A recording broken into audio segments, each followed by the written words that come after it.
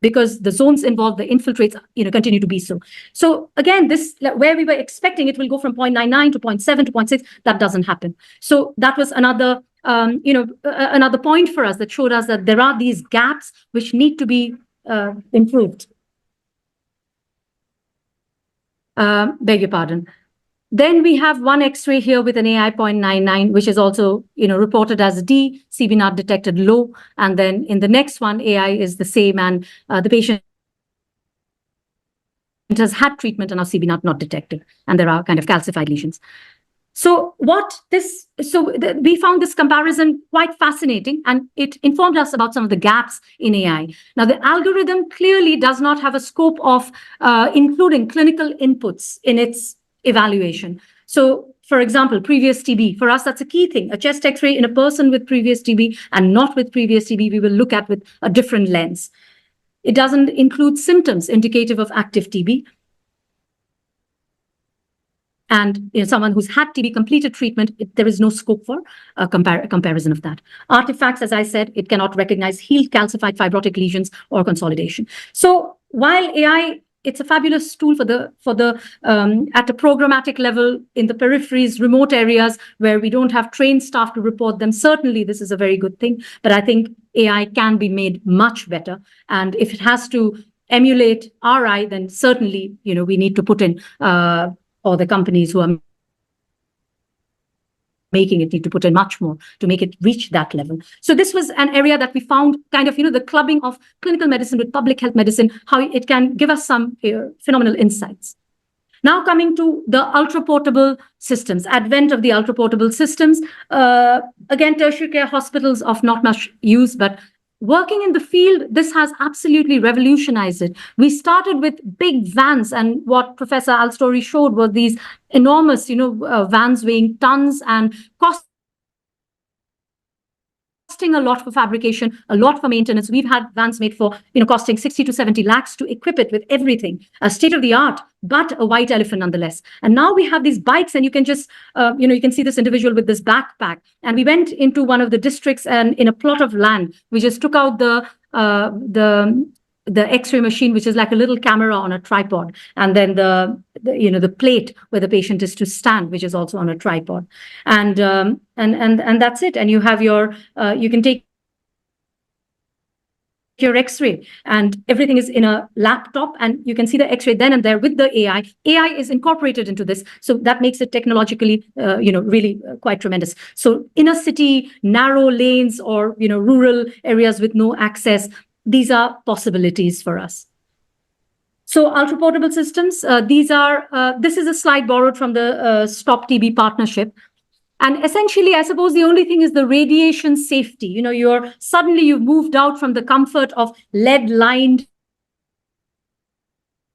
X-ray rooms or vans, and you're out in the field and you're emitting radiation all around. And how does that work?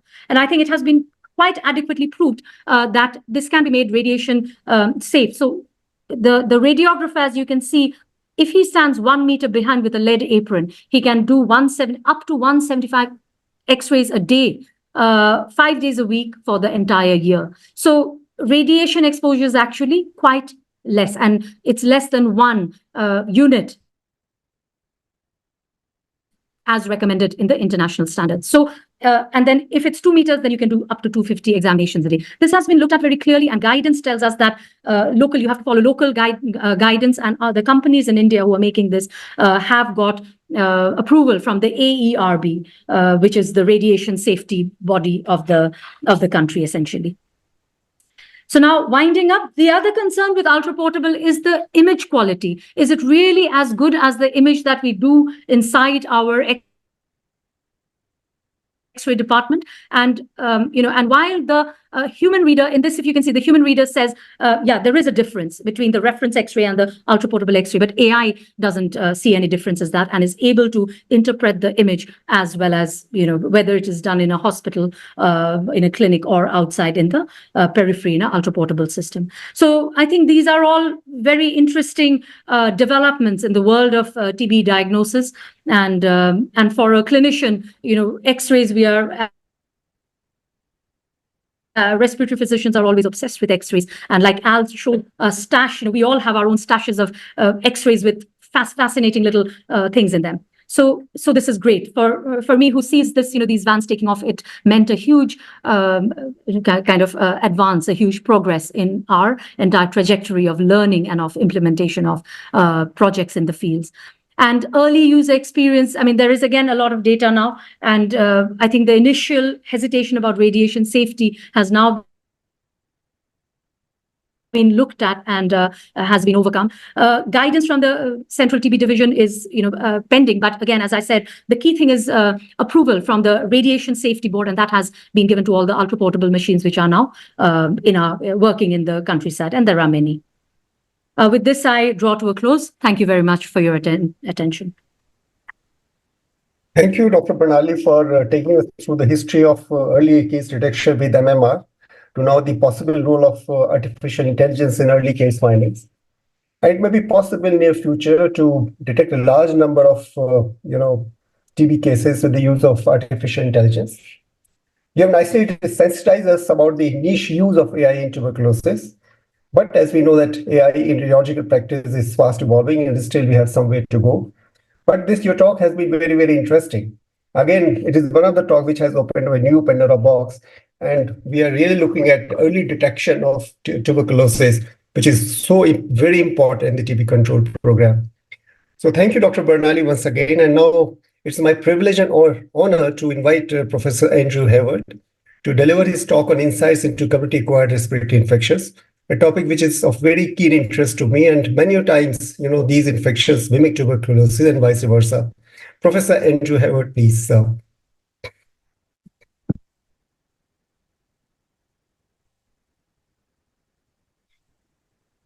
Yeah, just handing over to Professor. Yeah, I'm just handing over, and that's the one, acute respiratory impact on cardiovascular incident.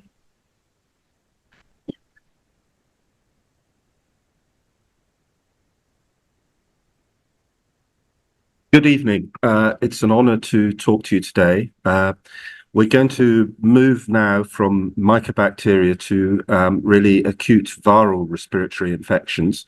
And I'm going to describe some aspects of my work over the years that look first at the impact of acute viral respiratory infections on cardiovascular events. And then I'm going to describe a number of community studies that look at immunity to influenza and COVID.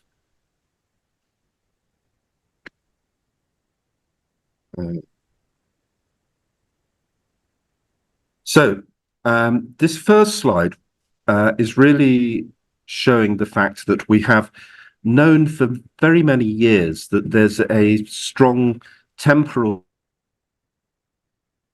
link between peaks of influenza in countries where you see peaks of influenza in the winter and peaks of myocardial infarction. And that's what the top graph shows. But we've never really known whether that's because cold weather predisposes people to influenza and cold weather predisposes people to acute cardiac events, or whether influenza is having a direct effect. So one of the first studies we did was to look at a country where the seasonality of influenza is not driven by cold weather, i.e. Hong Kong. And we could see that, although the pattern is slightly less clear, when we see peaks of influenza in Hong Kong that are not climate related, we also see peaks in MI. So that gave us a clue that influenza was having a causal effect. We then went on to investigate this further using a study called a self-controlled case series. And this is an epidemiological design that's really was first used to look at adverse events from vaccination. And what it does is it takes a group of people who've had vaccination as well as the hypothetical adverse events. So, for example, MMR and autism. And it looks at different time periods in the period immediately after the vaccination, and then in other time periods in the same person. So you're really using people as their own controls. to see if the risk of the event is higher in the period following vaccination. And we adapted that methodology to ask the question, do acute cardiac events happen more frequently after acute respiratory infections? We did that, first of all, using a very large National Health Service data set from primary care that is linked to hospital data. And we looked to see in the days following flu-like illness and other respiratory illnesses, whether acute cardiovascular events, in this case myocardial infarction, were more common in that period after people went to their doctor with a flu-like illness. And what we can see is that there's a dramatic increase in the risk of MI in the few days after a flu-like illness, but also to a lesser extent after non-flu-like respiratory illnesses. And that risk persisted for several weeks. We then did another study where we had a big primary care data set, in this case from Scotland, which was actually linked to national microbiology and virology laboratory data sets. And we looked both at the risk of MI and the risk of stroke in the time period following laboratory confirmed bacterial and viral respiratory infection.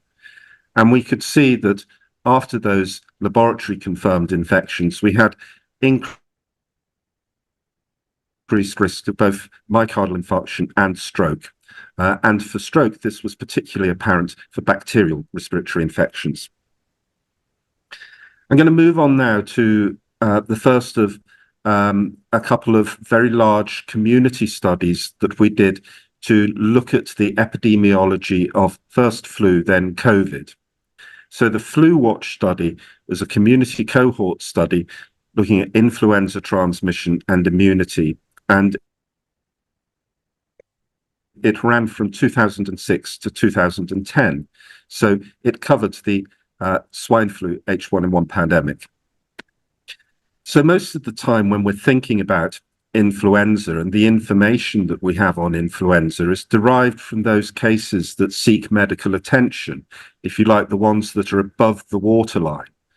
And you really need these community studies to be able to see what's going on under the water. How much influenza is there that's not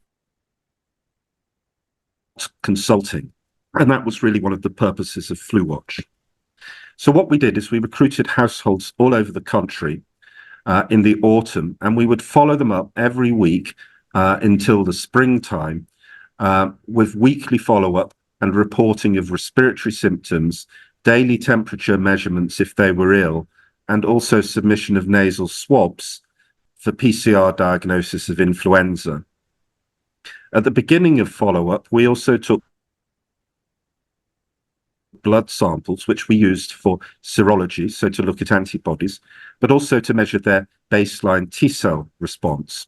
And then for follow-up, we also did follow-up serology at the end of the flu season. And by looking at this serology data and rises in serology, you can tell who's been infected with flu during that period and who hasn't, as well as that complementing the PCR data. So one of the really interesting things that we found is, first of all, a very high proportion of people are infected with influenza every year, somewhere in the region of 20%, based on the serology data. But only a proportion of those people who seroconvert to influenza actually have PCR positive disease, in this case around 24%. And also, when we look at it, there's a similar proportion of seroconversion illnesses, or rather seroconversion events, that actually result in any respiratory illness. So what this tells us is that there's a very high proportion of influenza which is asymptomatic and doesn't lead to PCR positive disease. And so we were really interested in trying to find out what the immune basis of this, people being infected but not developing symptoms, was. So we're all familiar with the role of antibodies in preventing respiratory infections and other infections. So we have antibodies that bind to the external proteins of influenza, the hemagglutinin and the neuraminidase, and these prevent infection establishing in the first place. And that's demonstrated in this graph here that shows that the higher the level of antibodies that the cohort had at baseline, the lower the chance of them getting influenza was. And so if you had an antibody titer of 32 or more, you were very unlikely to get infected with influenza. But we were also interested because antibodies change all the time, or rather the external proteins on influenza change all the time, little bit from year to year, and then very dramatically during the pandemic, where we get antigenic shift. And so if the antibodies are recognizing those external proteins, they're not going to be protective when we get those major changes in the external proteins. On the other hand, the T cell response to infections is based on the more conserved internal proteins of influenza, like the nuclear protein and the matrix protein. And so we were really interested in seeing whether these T cell responses protected against influenza symptoms and PCR confirmed disease after people had been infected. So this picture really illustrates what T cells do. They really mop up infected cells. They don't prevent infection, but they mop up infected cells by recognizing these proteins that are put on the surface of the infected cells, and then they can recognize those and attack them.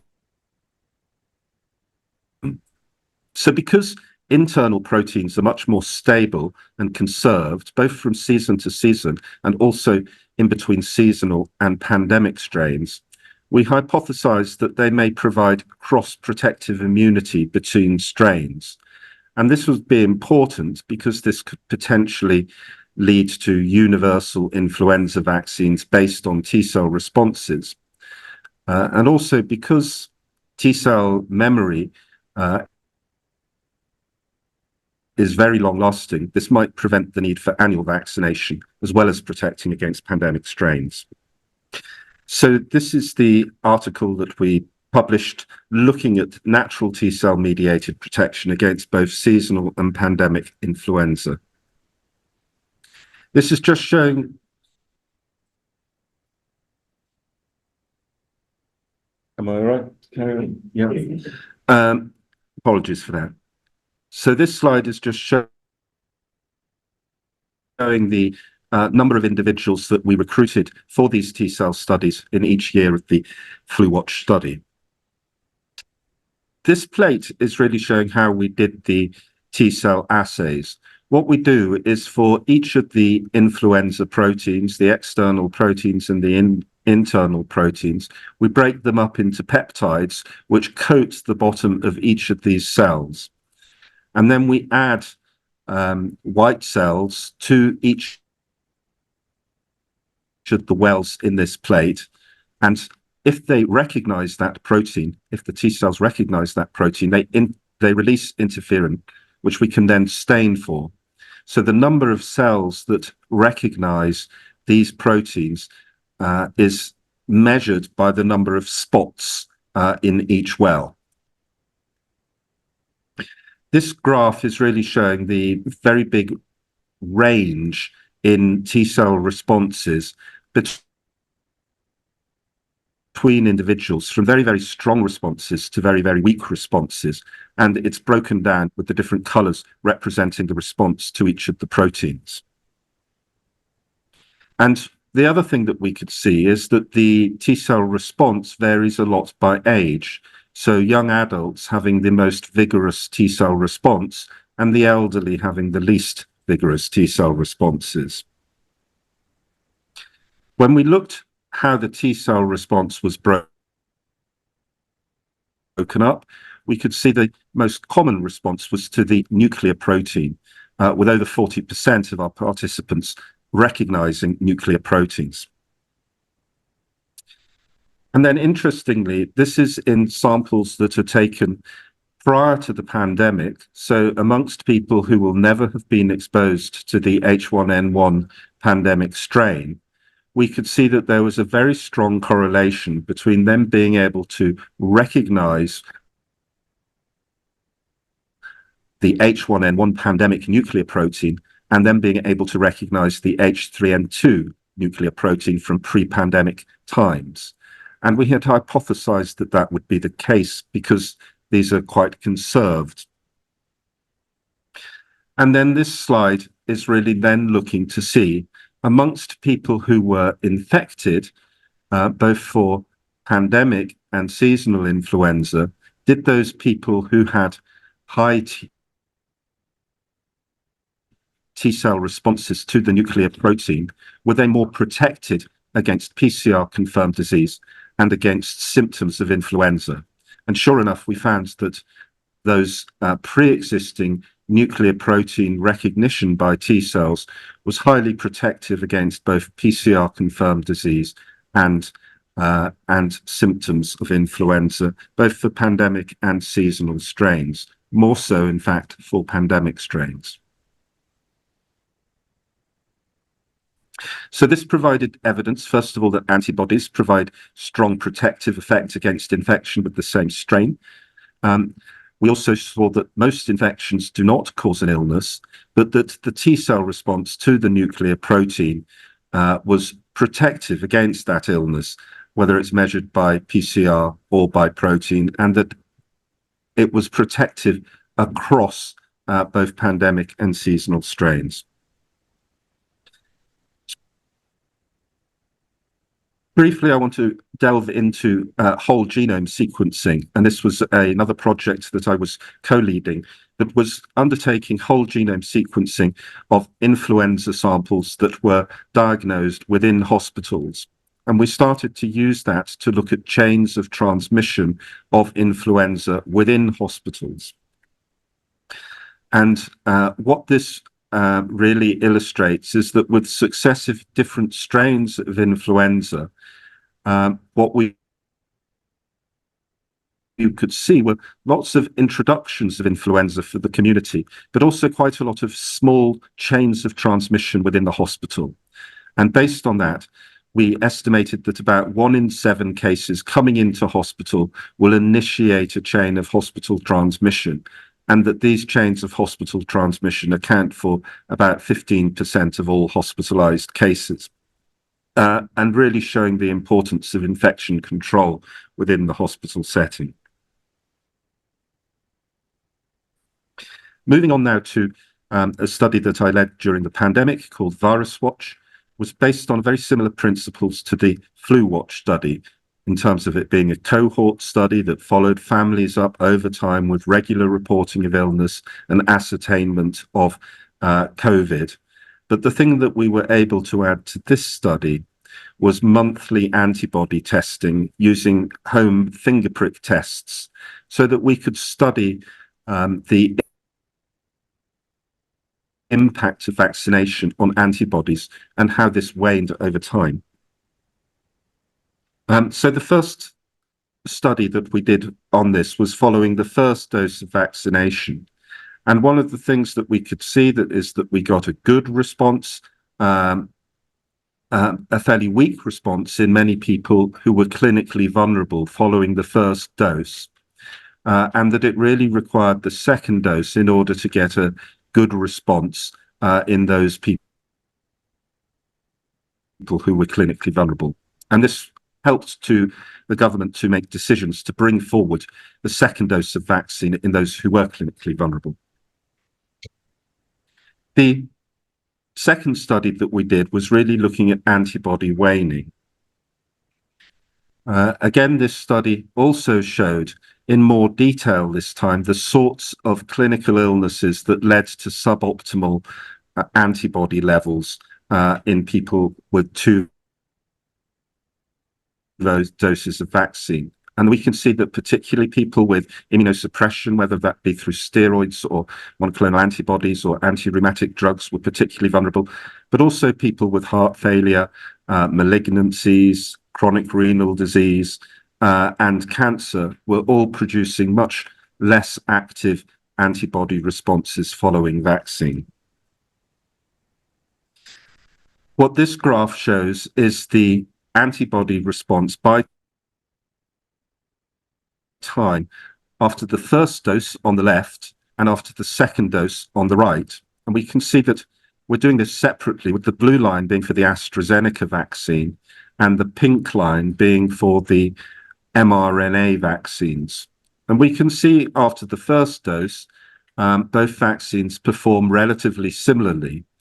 But after we have the second dose, we have a big increase in the antibodies obtained after that first dose. But that the levels of antibodies reached were much, much higher with the mRNA vaccines than with the AstraZeneca vaccine. And then we could see that there was a rapid waning of antibodies after the second dose. This is plotted on a log scale here. So in fact, the waning looks less dramatic than it would if it were plotted on a normal scale. But one of the things we were then able to do was to correlate the antibody levels at baseline with the risk of being infected. And these different lines show different quartiles of those antibody levels, with the blue line being those with the lowest antibody levels. And we could see that they were getting infected much faster than those with higher antibody levels. And we were able to use this to predict that people who had been vaccinated with the AstraZeneca vaccine would develop breakthrough infections much quicker, perhaps after about 100 days, compared to those who'd had 2 doses of the mRNA vaccines, where we would expect them to be reinfected more like 250 days. And again, this led to a decision to help to introduce a third dose of vaccination, but in this time for that third dose to be with the mRNA vaccines rather than with the AstraZeneca vaccine. And interestingly, what we can see here in the top lines is after the third doses of vaccines, it doesn't really make much difference whether you have AstraZeneca or mRNA. You're reaching similarly high levels of antibodies. So to conclude, the first dose of AstraZeneca and mRNA vaccines result in similar levels of antibodies, but you really need the second dose to get high antibody levels. The COVID-19 antibody levels after the second dose vary significantly between mRNA vaccines and AstraZeneca vaccines. There are lower antibody levels achieved in the elderly and those with chronic disease, so they need extra vaccines. And those antibody levels wane rapidly over time, leading to breakthrough infections. But the third dose of actually either AstraZeneca or mRNA vaccines leads to high vaccine antibodies again. So I hope this demonstrates how community studies of respiratory infections can really add to our understanding beyond perhaps what we can even understand during vaccination trials. Thank you very much. Thank you, Professor Andrew Herbert, for highlighting viral infection as an important trigger for cardiovascular events. You've also warned us that there is a large number of asymptomatic influenza infection, which is also a matter of concern. You've also highlighted how the antibodies prevent cross-infection amongst the various influenza strains. Your work will definitely help in the Stop Flu campaign in the future. You've also described that the antibody response to the COVID vaccine also wanes over a period of time. Thank you, Professor Andrew Herbert, for your pioneering research. And now, last but not the least, I invite my learned expert speaker, Dr. Anand Jaswal sir, to talk about the update in molecular diagnostics in tuberculosis And we all know that the molecular diagnostics play the key role in the diagnosis of tuberculosis, as a matter of fact. So, Dr. Jasper, sir, over to you. Good afternoon, Amita, Manoj, and thanks for this opportunity. I think the way the technology is advancing and the way it is being put to operational use is phenomenal. And I think I'm much impressed by the work which Dr. Banali is doing with mobile or a portable X-ray in the field and coming and screening those patients who would have been missed till they develop clinical symptoms. A similar advancement is occurring on the parallel field of microbiological diagnosis of tuberculosis. And this field has now rather gone into the molecular biology fields. So most of the microbiologists, when they talk of tuberculosis, to run on this, I cannot see the screen here. Sorry. So now the TB microbiologists have changed gear and they have switched and become molecular biologists.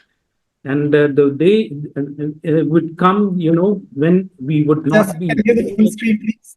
We're not having the full screen. Right? Can you hear me? Hello? 1 minute.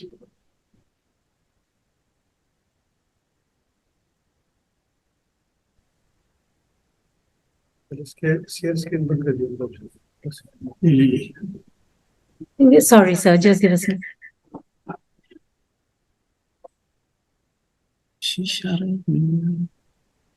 So where is this camera? Oh, that's the camera. Yes. Done. Sorry, Manoj. Still not there. Go to slideshow, possibly. So the advancement from microbiology to molecular biology in tuberculosis has happened with very fast pace. Jasper, Dr. And Jasper, move. Next slide.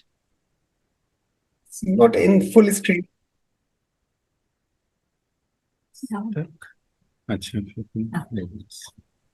Okay, so we are very well conversed with this algorithm, which now finds its way into the national guidelines of the diagnosis of TB. And we now know that there are technology where the nucleic acid amplification are done, and we detect the genome of the Mycobacterium tuberculosis by annealing them to probes. And two tests which we are very familiar is one, Gene Expert. Yes, I can hear you. Expert MTB and Expert MTB reefer resistance. The other test which we are very well familiar and has found way into our guideline is the line probe assay, which detects not only reefer INH resistance, but there is a second line version of this test available, which gives us resistance to injectables and fluoroquinolones. So both these tests, besides the culture for those drugs where the molecular tests are not available, are the mainstay for the molecular diagnosis. So with this, the technological advancement has started happening, and the intent was to diagnose possibacillary disease with the fair degree of precision each time. And with this, what we used to diagnose as a smear positive case, for which we needed, say, 10,000 to 1 lakh bacteria per ml, we have now come to technology where, we talk of colony forming unit.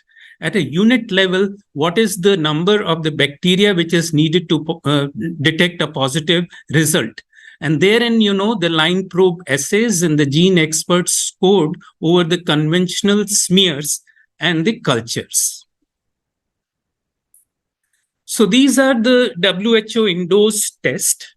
And largely, if you divide the tests which are now considered as a benchmark for the molecular diagnosis of tuberculosis, can be divided into two subsets.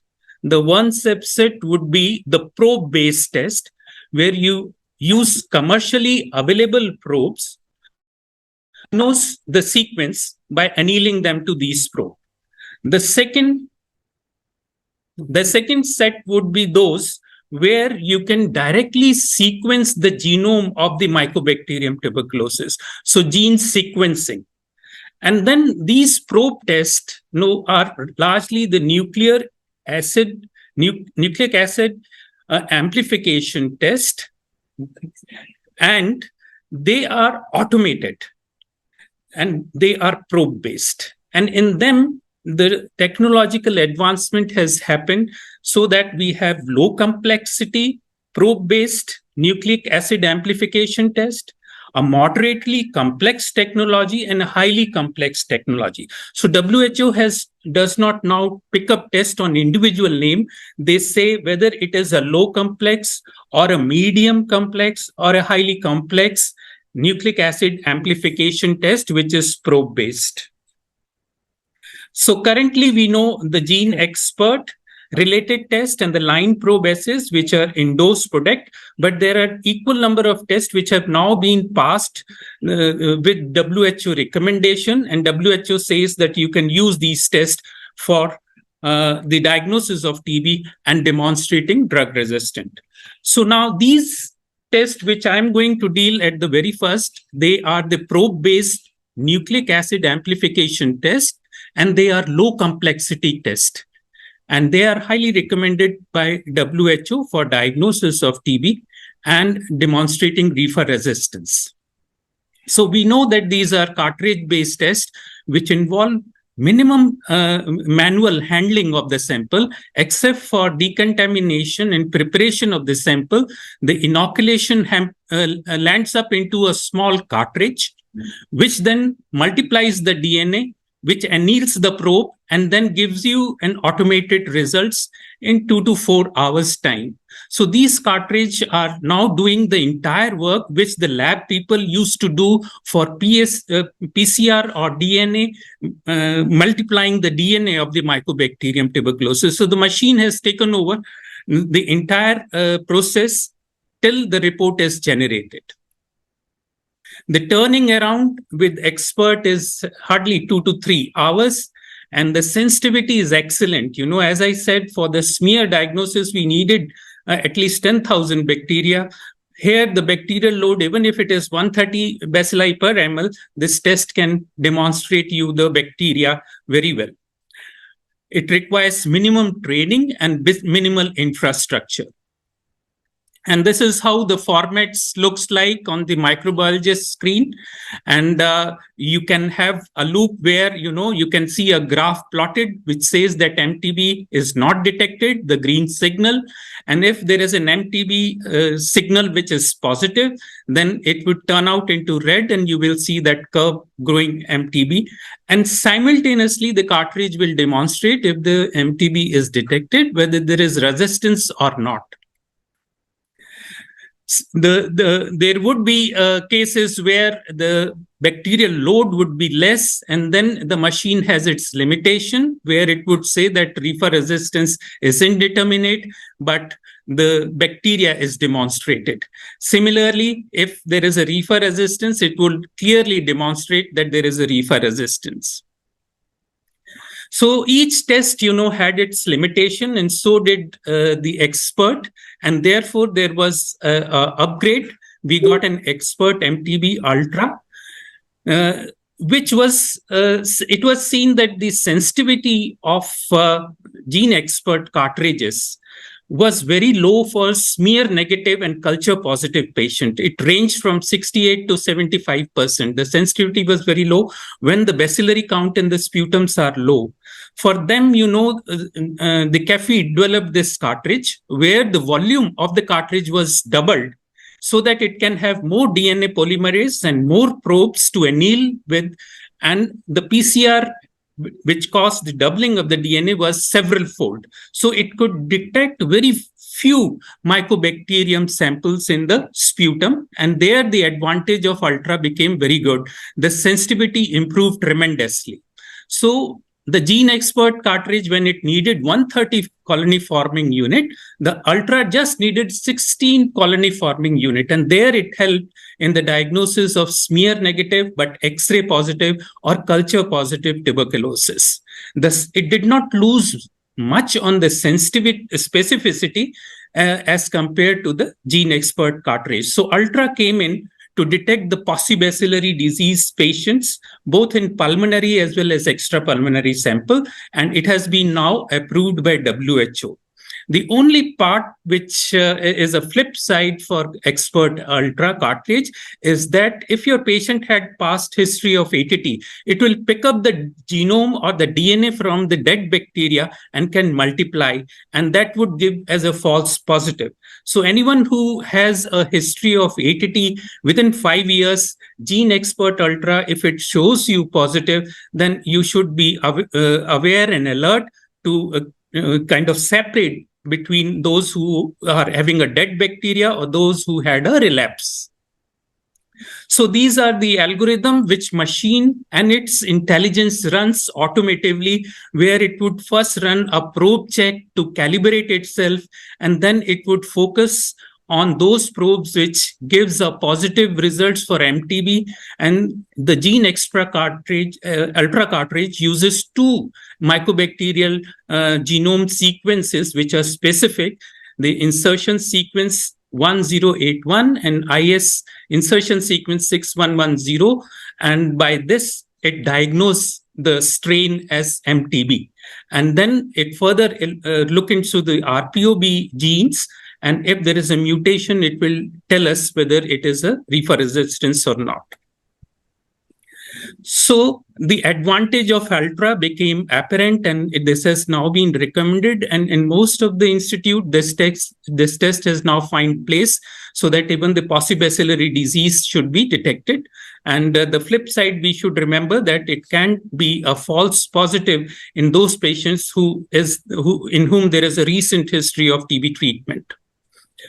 So another advancement occurred. Most of these tests required a controlled environment and temperature control and a continuous uninterrupted power supply. They would get interrupted and then again would start from zero. So there was a module which was created, which was battery operated, small, which could have run into the periphery as a point of care test, which uses the same cartridge. And this version was Gene Expert Omni. So you can use the same cartridge for the peripheral healthcare units to give the point of care for diagnosis of TB patients. This gives you a rapid result, but this is a single module machine, so you have to wait for the second sample after the first result. So this is further advancement where you can carry these machines into the field and give the diagnosis to the patients where the X-ray or the symptoms are there. Another advantage which occurred was the detection of additional resistance. So these cartridge of Gene Expert gave us only reefer resistance. What about the other drug resistance? So they developed a cartridge for second line drugs, the Gene Expert MTB XDR cartridge, wherein, with the same technology, you can get resistance to INH, fluoroquinolone, and injectables with good specificity and sensitivity. So with cultures, the Expert MTB XDR cartridge has been vetted, and their sensitivity was found to be as good as phenotypic test of a national reference lab reports, and it has 99% specificity. And this XDR cartridge has also been vetted and validated with gene sequencing with sensitivity of 98 and specificity of 99%. So these are the tests which you can adopt in your lab for rapid diagnosis of XDR TB within, say, a period of 2 to 3 hours. So with MTB, by CBNAT or the expert test came some terminology which drew our interest, which also we saw in the COVID epidemic, whenever we were seeing the critical threshold level of the test. So critical threshold, we could see this in the reported formats of gene experts formattings. And these tell us how much is the bacterial load in the sample. And if bacterial load is high, the critical threshold level becomes very low. So you can extrapolate from the critical levels of the bacterial load, which is likely to be in the sample. Not only this, by CT values of CBNAT, you can predict as to what would be the time to positive culture. And this becomes a very important tool for research. Whenever a new drug comes into the market, people usually do time to test positivity. And in them, we can use this test to suggest whether a drug is effective for the bacterial kill or not. So these are the studies which do the critical threshold for the Mycobacterium tuberculosis. The second test which came into the market, which competed very well with the gene expert, was from India. And this Molbio equipment was a two-step based test for the diagnosis of MTB and to give rifampicin resistance. This is a micro PCR test where again the nucleic acid is amplified and there are chips-based probes which diagnose then M. tuberculosis, and then the second chip gives you a diagnosis whether there is rifa resistance. So this is also a very good test with the same specificity as gene expert, but somehow in possibacillary diseases, the test could not match the gene expert. And there the improvement in this module is needed. But this is a recommended test for detection of MTB and MTB rifampicin resistance, and is accepted in our national guidelines as an alternative.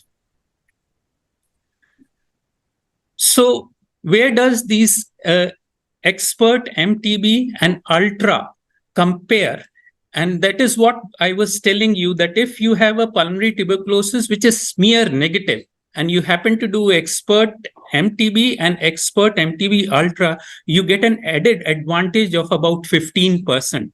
And in HIV pulmonary tuberculosis also, the advantage is similar, 13 to 40%. So in possibacillary disease, the test is more sensitive and does not lose much of specificity as compared to expert MTB ultra. Now, these are the low complex probe-based nucleic acid amplification test.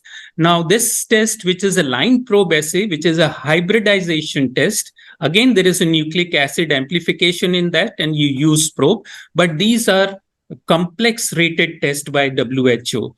So in them, you have to have clinical skills, and your laboratory has to be very well BSL-3 laboratories, and you need a skill of the technician, and the tests are very elaborate. So they are rated as complex tests in which, you again do a nucleic acid amplification, and then you anneal probe to them.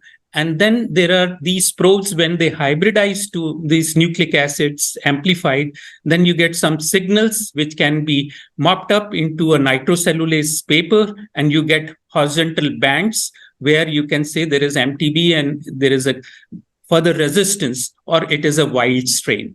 So these tests again prove to be very good technically in terms of their sensitivity and specificity. If the sputum is positive. So the flip side of line probe assay in detection of MTB and MTB rifa resistance is if it is a possibacillary disease, the line probe assay sensitivity is poor, though the specificity remains somewhere around 94 to 98%. So if a smear is positive, then this test will give you with equal precision the diagnosis of MTB and rifa resistance.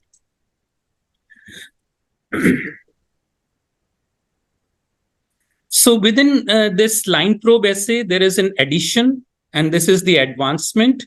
Pyrazinamide resistance was very difficult to prove earlier, and only test which was available was a midget-based test, which used to take quite a long time, 3 to 4 weeks to get this. And now there is a Japanese test, NIPRO, which is again a line probe assay, which detects the PNCA gene of pyrazinamide resistance, and the mutation in that gene is mobbed up by reverse hybridization on a nitrocellulose paper, and you can get these strips which can indicate pyrazinamide resistance, which is of very good specificity. Again, the sensitivity is not good because the pyrazinamide gene is scattered all around the genome of Mycobacterium tuberculosis. So you really need a large probe to detect the mutation for PNCA gene. But this test has an excellent specificity. That means if you demonstrate it, then the patient is very likely to have pyrazinamide resistance.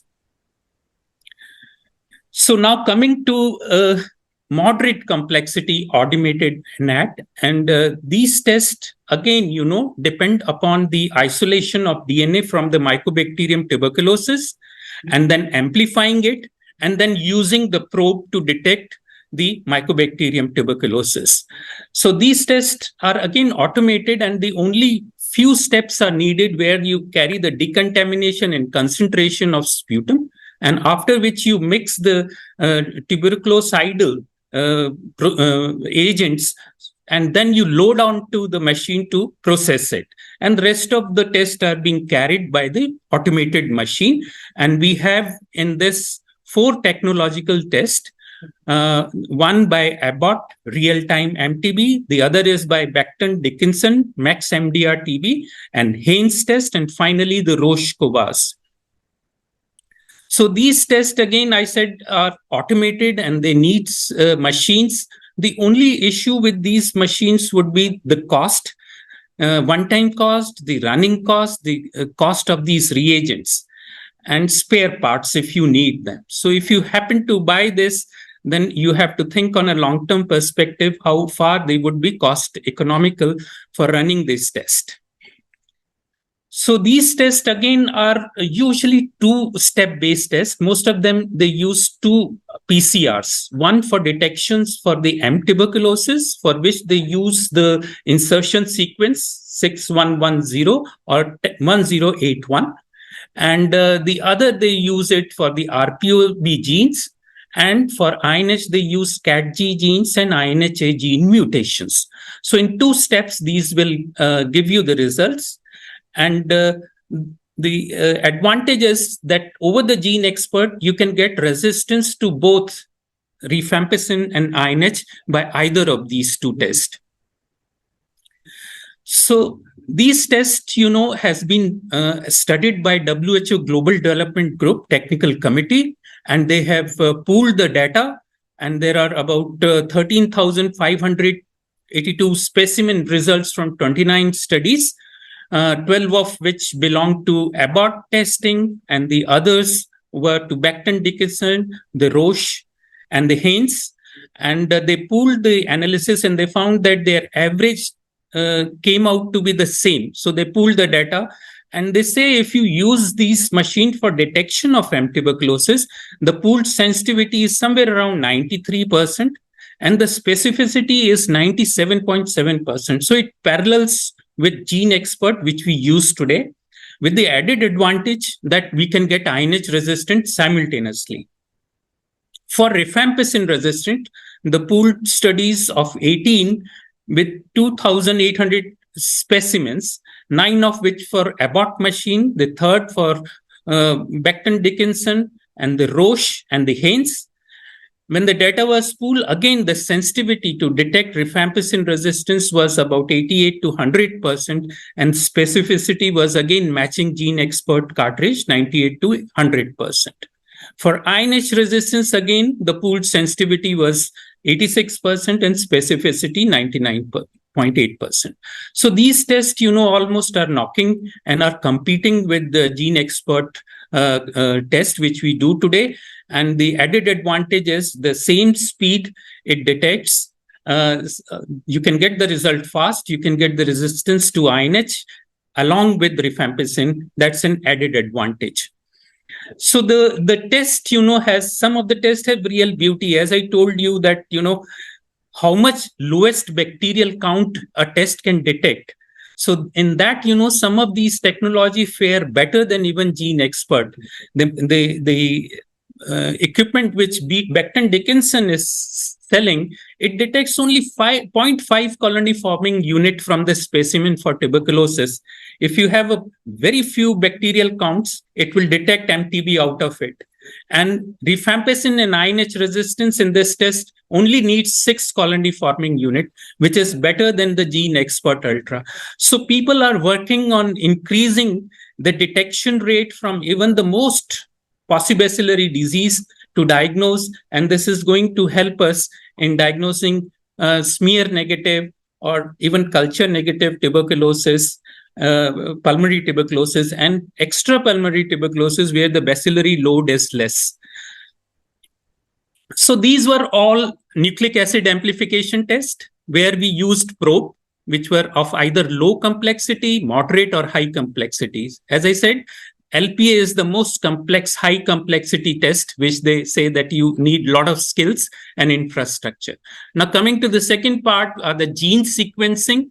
Now, people directly can provide the genetic identity of mutation rather than using the probe to indirectly say what is the sequence.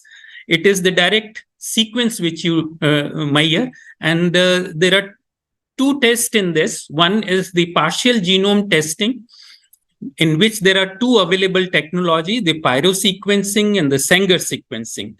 The pyrosequencing uses a small segment of Mycobacterium tuberculosis, and it can give you the identification of MTB. It can tell about resistance to almost all the first line and second line drugs. Pyrazinamide can also be positioned into this. This takes 1 to 2 hours only. Sanger sequence studies say hundreds of nucleotides of MTB, and it takes slightly longer, 6 hours, to give you the result. And again, this is very good test, and it can tell you about MTB and resistance to almost all the drugs, including pyrazinamide. The next generation sequencing is used for either complete study of the genome of the Mycobacterium tuberculosis or a significant portion of it by the study of the nucleotide arrangements of the gene. And this has become, with this article, the genetic sequencing of Mycobacterium tuberculosis is believed to be the gold standard. So whenever there is a doubt about a test, be it a probe-based test of any kind complexity, if you find that the results are doubtful from one tools to other, suppose LPA does not match with Gene Expert, or you doubt about the Gene Expert results, then you have to go for DNA sequencing by either of this. And this has become the benchmark. And the study showed that, it has an accuracy of more than 97.5 or a 99% of this specificity for the sensitivity. So each test has its, the genomic test also have their strengths and weaknesses. The test which uses the complete genome or large genome of the Mycobacterium would need culture. The pyrosequencing and the Sanger sequencing you can do directly from the samples, but for whole genome or significant portion of the genome sequencing, you would need culture isolates, and then only you can study them. You need a comprehensive bioinformatics system, a library of the genome of the mycobacteria to compare this with the newer strain which you get. You will need a lot of equipments, you will need a lot of brains and time to come to the conclusion about the strain which you have identified and what patterns of genetic resistance it has demonstrated. So equipments are now installed in India, and most of our national reference lab, one in Chennai and 2 in Delhi, have these, and you can order for next generation sequences from these institute to, if there is a doubt about the resistance. And this test becomes more important in cases of false positive or a false negative by any of the probe-based assays. So there are certain mutations which are silent mutation or which are missense mutation, which the routine probe will tell you is resistant to RIFA. But in practice, in vivo, they do not confer the resistance to rifampicin. So these tests, the genetic sequence test, can identify and can tell you that there is no resistance, and you can very well start the first line drug and the patient would respond. So this sequencing has its advantage, and the whole genomic sequence have now been installed in most of our national reference lab. And this is certain in future, they are looking for cell-free DNA of Mycobacterium tuberculosis in the peripheral blood and the serum. And from there, they say that you can diagnose patient having tuberculosis or other disease. And this technology is now developing and people are looking, and CAFED is working on it.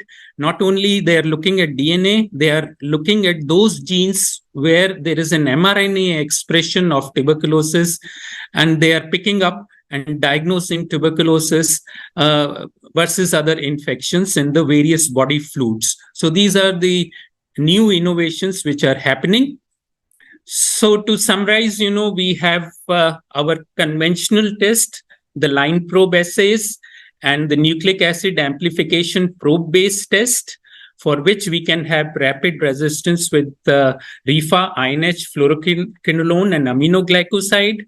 Ultra has helped us remove some of the limitation of expert conventional, where possibly disease can be diagnosed. Expert XDR has again given us advantage of rapid diagnosis of second line, and there are equal number of tests with moderate complexity which match these tests and are waiting for getting into the market, Indian markets, to give you the same results with a faster technology and a very low bacillary load. Thank you so much.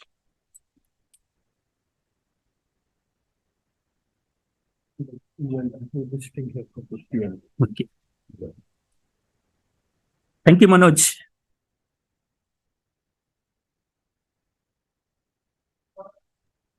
Thank you, Dr. Jaiswal, sir, for such an illuminating presentation, and always a pleasure listening to you. So I thank all the speakers for doing justice to the topic, and I'm afraid we have exceeded the time a lot, and I think we do not have much of a time for the panel discussion, but for the interest of the time, I can request all my learned expert speakers to give a certain message to the audience. And I would begin first with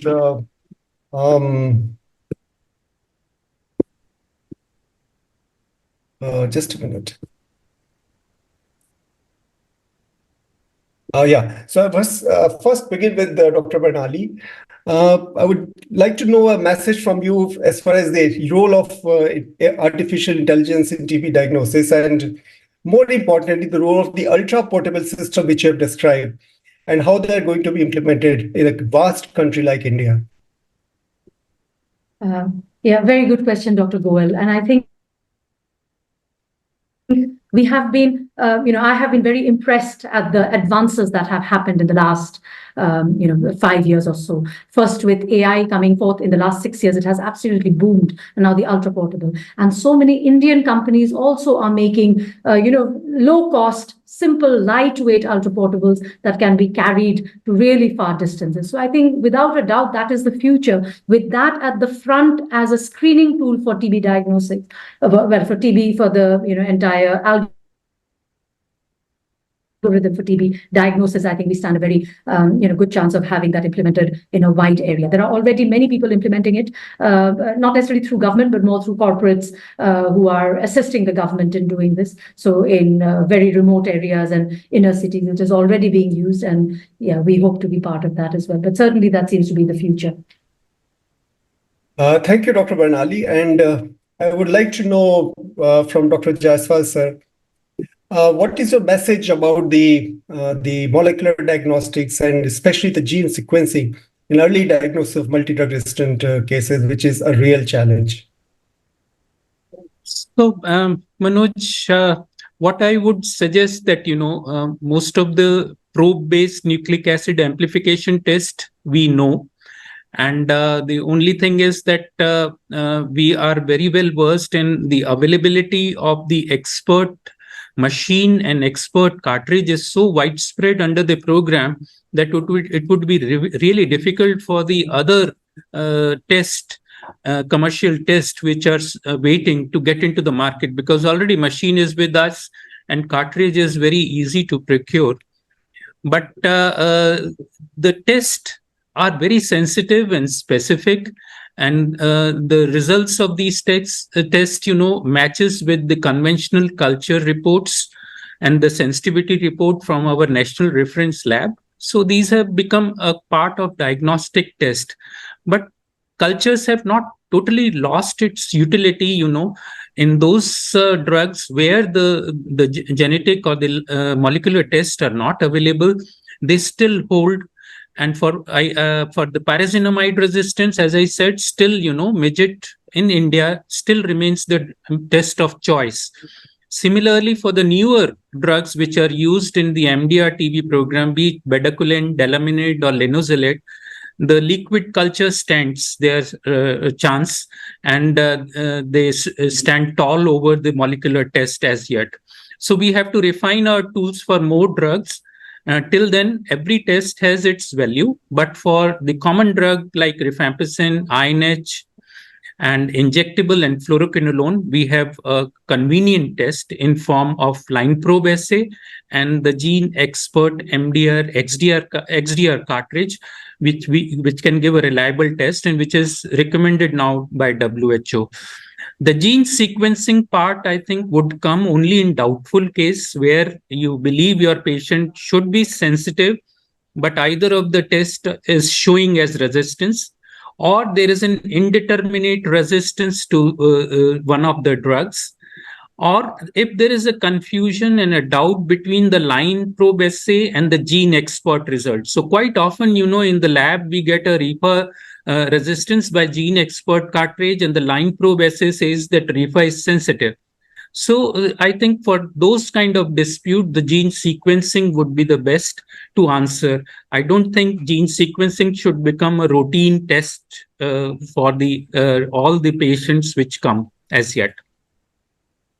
Thank you, Dr. Jaiswal, sir, and Dr. Professor A. Story, sir. We were really impressed with your niche technologies of early case findings, especially in the vulnerable populations.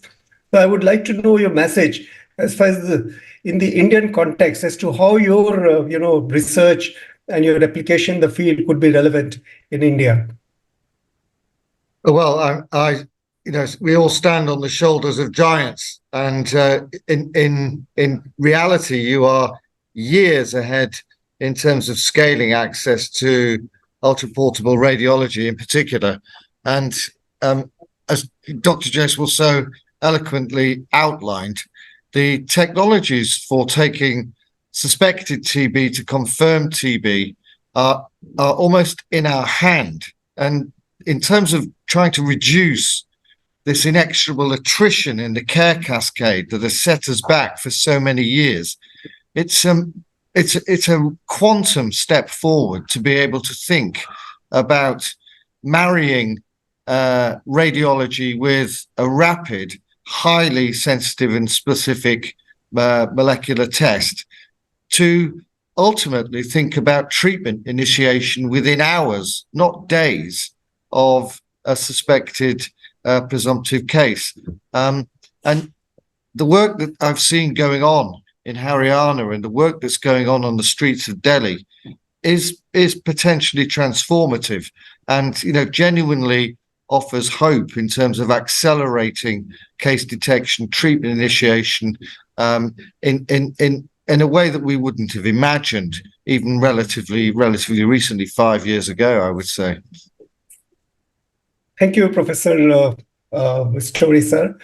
Now, I would request Professor Andrew, sir, to please give us a message about the preventive aspect of the vaccination as far as the acute cardiac events are concerned with regard to the influenza or other viral infections. Yes, thank you. So I presented results that I think showed fairly clearly that influenza has a triggering effect on the likelihood of myocardial infarction, and that's particularly the case in people who are already at risk. And I think what this shows is really the importance of vaccination as a way of preventing myocardial infarction in people with existing cardiovascular risk factors. So that's an important clinical message. And in fact, there's been a meta-analysis of randomized trials of influenza vaccine, which weren't looking to see, their primary outcome was influenza, but they'd also measured myocardial infarction, and we can see very clearly that influenza vaccine is protective. And I would expect, because we also see a similar association between COVID and myocardial infarction, that COVID vaccine would also be protective against myocardial infarction and other cardiovascular events. That's a very important and useful message, Professor Hayward. Now, we have come to the end of this session, and it has been an exciting session. There were 1,700 logins, but there is no other person who deserves to give the concluding remarks than Dr. Barnali Bhattacharya, who has put an enormous effort to bring about this meeting. So I would request Dr. Barnali Bhattacharya to kindly conclude this session. Thank you, Dr. Goel. I think it is thanks to the first big shout out to Dr. Amita Nene, who really enabled this to happen, because there were many delays in the whole process, but we finally got there. And Dr. Manoj Goel for always being there to direct the whole thing. Now, we were very fortunate that we have so much expertise in our midst. And, Dr. Jaiswal, I work with day in and day out, and Professor Andrew Hayward and Al Story I have known for the last 5 years, and we've done some serious collaborative research. And I think the key thing is that they bring a lot of expertise in the field of, in that combined, and TB itself is an illness, and viral illnesses also that are half clinical, half public health. They have that facet, both sides. And there is so much in them, both from diagnostics and treatment. And of course, we are all aware of infectious diseases and the role they play. And we know that COVID showed us that an infection in one place in the world is everywhere in the world, and we're all so much more sensitized to that now. So I think with this expertise, we march ahead with our clinical work, with trying to do the best we can vis-a-vis research. I think that is another very key thing. And I know that there are so many clinicians who managed to do very robust research, Dr. Goel himself being one of them, with so many publications and things like that. And that requires a lot of very sincere work. And I hope that we can forge ahead working towards infectious diseases, making things better vis-a-vis diagnostics, treatment, and research. And again, once again, I'm very grateful to the ICS platform, to Cepheid for supporting us, and CIPLA supporting us, and all the clinicians who have taken time out and logged in. Thank you very much for that. Thank you, Dr. Barnali, for organizing this meeting. And I must say that there is a famous quote by our beloved, famous Mr. Amitabh Bachchan, TB harega, Bharat jeetega, which means India to win has to defeat TB. Our Honorable Prime Minister Shri Narendra Modi ji has also two dreams, a developed India and TB eradication. And both his dreams are directly linked to each other. Therefore, we once again reaffirm to put all our efforts to defeat TB. And in this context, the knowledge and the wisdom shared by our learned expert is going to be extremely useful. I'm extremely grateful to the ICS. I'm extremely grateful to Dr. Sandeep Salvi, the president of ICS. I'm extremely grateful to Dr. Amita Nene, Chair TIA. I'm also extremely grateful to Dr. Rajadhar, Secretary ICS. Grateful to Cepheid, CIPLA, Herschel CIPLA, and all the attendees who have joined us from all over India and did not leave at all. More than 1,700 logins, record, and the credit goes to all our eminent experts. Thank you very much, and my gratitudes are going out to all of you from the bottom of my heart. Thank you very much. Till we meet again. Thank you. Thank you. Good night, Manoj. Thank you very much. Good night.